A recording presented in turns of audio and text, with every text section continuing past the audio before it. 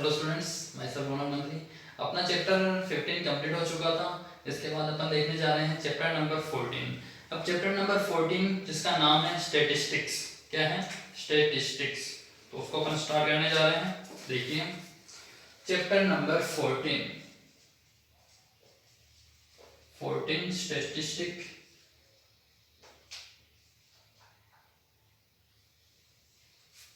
ठीक है।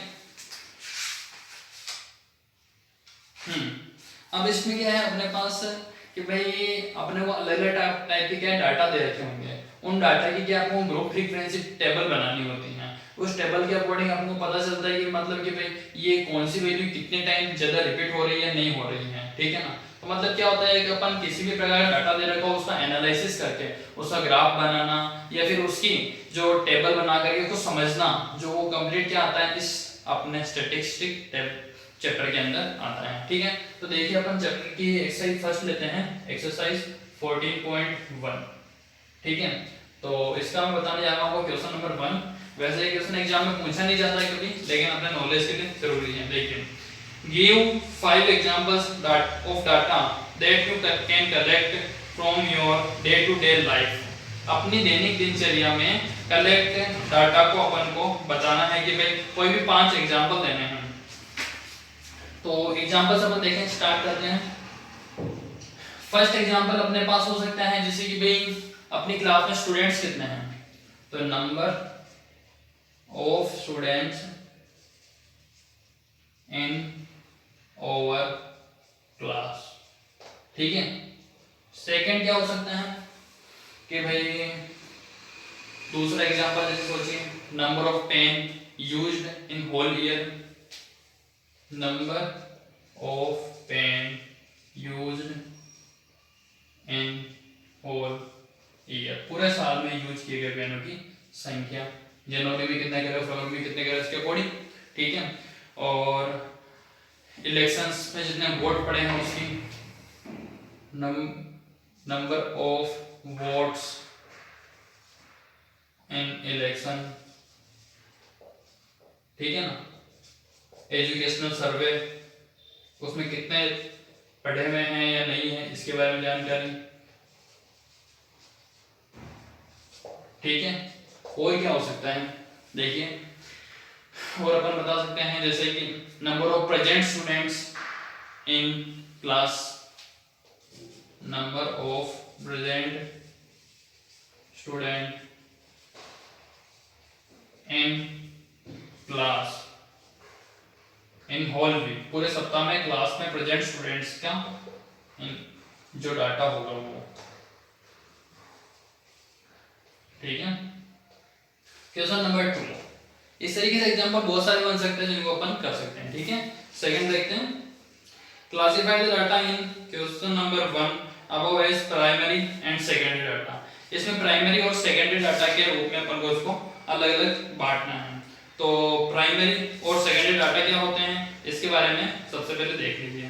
तो प्राइमरी डाटा क्या है, इसकी डिफाइन है जो आपको लोगों को लिखनी होगी। Primary data when the information was collected, आपकी बुक में दे रखी है, when the information was collected by the investigator himself or herself without a definite object in his or her mind, the data obtained is called primary data. These data are highly reliable or relevant. अब यहाँ पे क्या है, primary data जो मतलब particular कोई खुद एक ही पर्सन सारे डाटा को इकट्ठा कर रहा है तो वो होता है प्राइमरी डाटा। खुद जाकर इकट्ठा कर रहा है तो प्राइमरी डाटा हो गया।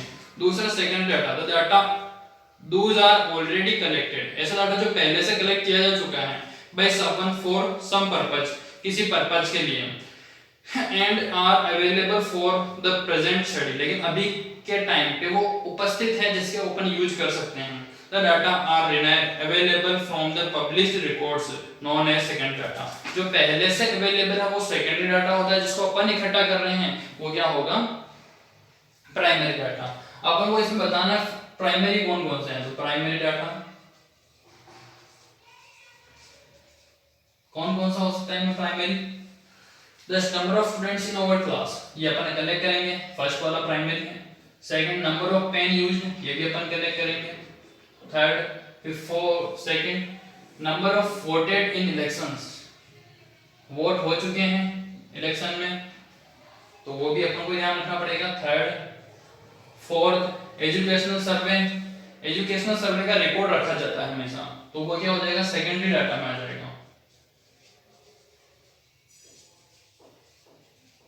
तो वो क्या हो गया, सेकेंडरी डाटा, जो आ जाएगा अपने पास कौन सा नंबर का, fourth. Number of present student, ये वापस प्राइमरी डाटा ही है, ठीक है, ये हो गया कंप्लीट अपना, ठीक है। इसके बाद आती है नेक्स्ट एक्सरसाइज, एक्सरसाइज 14.2, ठीक है। देखिए एक्सरसाइज 14.2 शुरू करने जा रहे हैं अपन।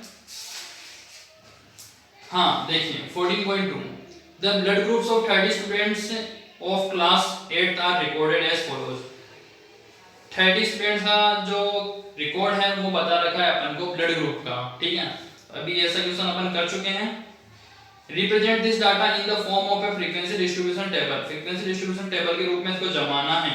Which is the most common and which is the rarest blood group among these are students, इनमें से कौन सा सबसे कॉमन ब्लड ग्रुप है, कौन सा सबसे रेयर है, कब सबसे कम मिलता है। सबसे पहले टेबल बनाते हैं अपन, देखिए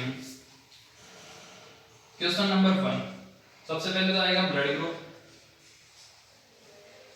ठीक है, और उसके बाद दूसरी चीज क्या दे रखी है अपन को, स्टूडेंट्स।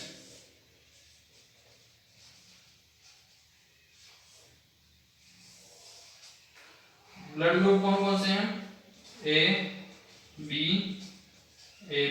एंड ओ, ठीक है। अब ए ब्लड ग्रुप वाले स्टूडेंट्स कितने हैं, जैसा क्वेश्चन कर चुके हैं अपन पहले 15 चैप्टर में, उसी के अकॉर्डिंग देखिए। ए ब्लड ग्रुप वाले स्टूडेंट्स हैं हमारे पास 9, ठीक है। फिर बी ब्लड ग्रुप वाले कितने हैं, देखिए 6, ठीक है।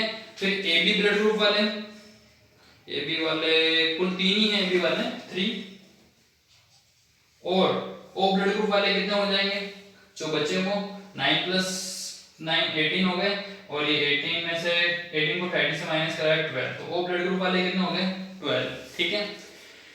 अब इसमें पूछा हुआ है कॉमन ब्लड ग्रुप कौन सा है, जो सबसे ज्यादा होता है वही कॉमन ब्लड ग्रुप होता है, तो common blood group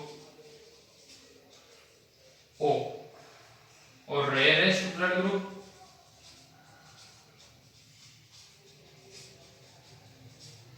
A B, ठीक है। ये हो गया अपना कंप्लीट। अब इसके बाद आते हैं अपन नेक्स्ट क्वेश्चन पे, क्वेश्चन नंबर 2। इसी तरीके से सब में आपको टेबल ही बनानी है। The distance in kilometre, kilometre में डिस्टेंस दे रखा है अपन को, ऑफ 40 इंजीनियर्स, 40 इंजीनियर्स का, of blood group is 40 engineer का, from their residence to their place of work found as follows. उनके रेजिडेंस, उनके घर से जहां तक वो काम करते हैं उसका हमें बता रखा है कि डाटा कि भाई इतने किलोमीटर का डिस्टेंस है, ठीक है।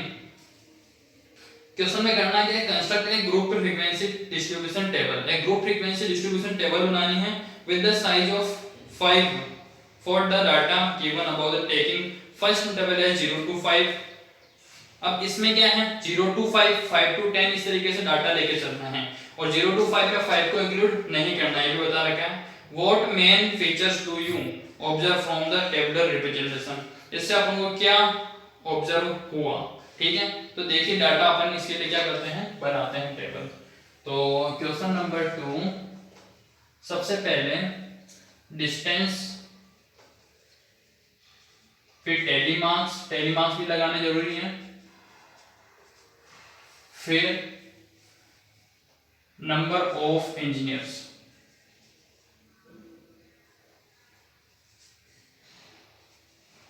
ठीक है।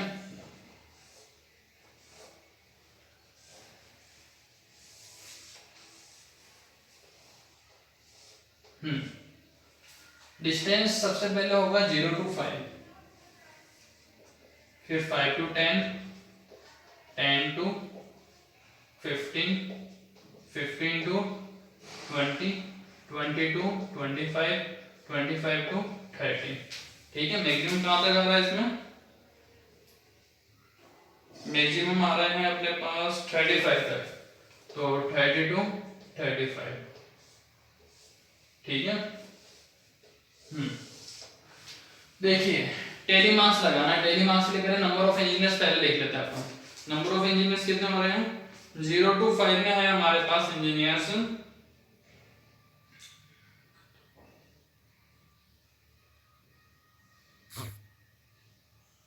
5, 0 से 5 किलोमीटर के डिस्टेंस वाले इंजीनियर्स हैं 5, ठीक है।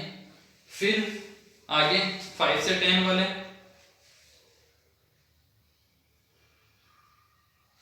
11, 5 से 10 वाले आ रहे हैं अपने पास 11, 10 से 15 वाले देखिए,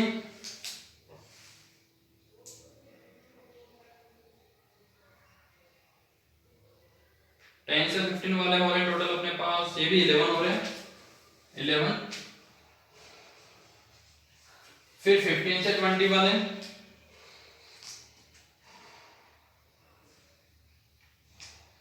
9। ऐसे नंबर जो 15 से 20 के बीच में आ रहे हैं उन नंबर को काउंट करना है, ठीक है ना। देखिए नेक्स्ट 20 से 25, 20 से 25 केवल एक ही नंबर आ रहा है तो 1 है। 25 से 30 के बीच में ये भी ओनली 25 दे रखा है,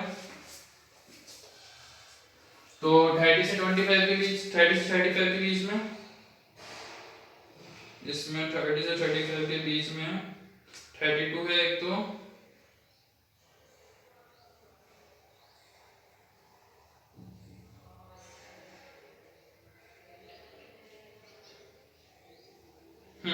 ये हो रहे हैं 2, ठीक है।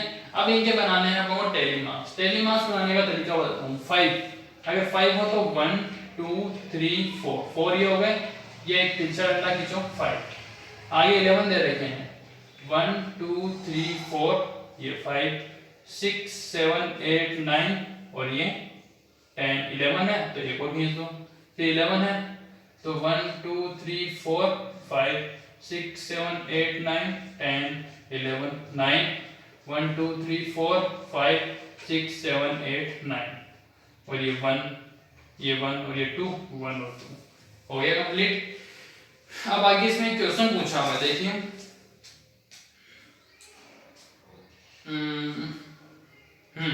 What main features do you observe from this table. इस टेबल से अपन को क्या फीचर देखने को मिला है कि भाई इस टेबल से अपन को देखने को क्या फीचर्स मिल रहे हैं।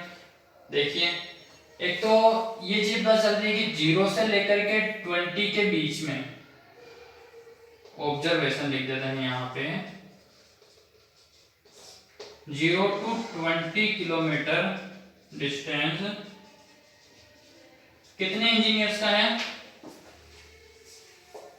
5 11 ये हो गए हमारे पास, 22 और 5 27 और ये 9 36 हो रहे हैं। 36 इंजीनियर्स तो ऐसे हैं जिनका डिस्टेंस 0 से 20 किलोमीटर के बीच में ही आ गया है, और बाकी बचे 22 35 किलोमीटर डिस्टेंस। ऐसे इंजीनियर्स कितने हैं, ओनली 4।